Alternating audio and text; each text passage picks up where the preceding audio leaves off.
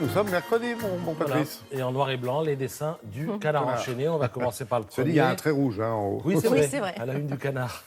Premier dessin, il est signé Lefred Touron. On tire les leçons du scrutin. C'est Macron qui s'exprime. Si j'avais gagné mon pari, on ne changerait rien. Comme j'ai perdu, on ne changera rien. Voilà. Autre leçon, toujours tirée par Lefred Touron. Ah, les gens sont incroyables. Tu leur parles écologie et ils votent pour les Verts.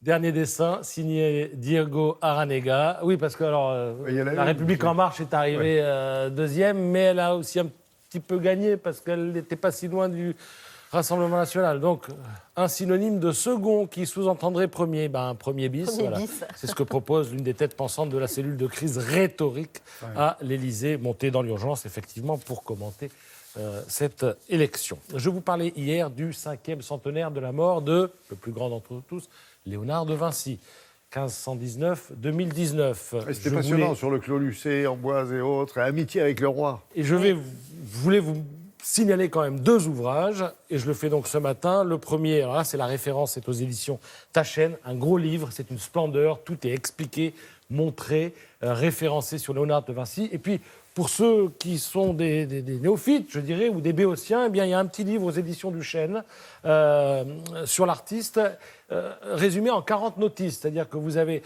c'est un peu l'écume des choses, c'est de la découverte, mais vous avez à chaque fois, sur chaque double page, un tableau et puis l'explication du tableau. Et notamment, la belle ferronnière, que Béatrice a reconnue.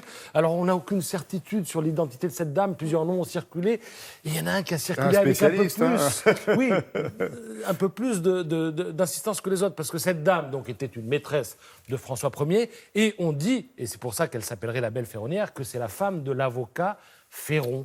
Voilà. Et avocat qui était tranquillement avec sa femme, hein, j'allais dire dans le salon, lorsqu'il a vu débarquer les conseillers du roi, qui ont dit il faut que madame vienne parce que le roi aime beaucoup madame. Et à l'époque, on ne refusait pas. C'était même un honneur que de devenir la maîtresse du roi. Ouais. Sauf qu'à l'époque, l'avocat, lui, était très jaloux. Il n'a pas du tout apprécié. Qu'est-ce qu'il a fait? La légende veut qu'il ait fait la tournée des bordels de la ville à Paris pour attraper la syphilis.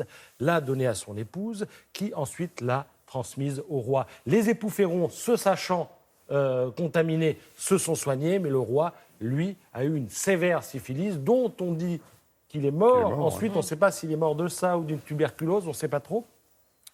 Et d'ailleurs, à la fin de sa vie, François Ier va à La Rochelle pour acheter du bois de Gavac à des corsaires. Oula. Et le bois de Gavac, ça permettait à l'époque de soigner aussi bien la syphilis que la tuberculose. Voilà toutes les histoires qu'on peut raccrocher au tableau, comme quoi parfois on part de l'art et on arrive à des histoires passionnantes. C'est déjà fini? C'est déjà fini, Je peux revenir dit-on. demain? C'était passionnant. Ah ouais, Ah revenez oui. demain, avec plaisir. Je vous offre même 4 jours si vous voulez, même dimanche, tiens.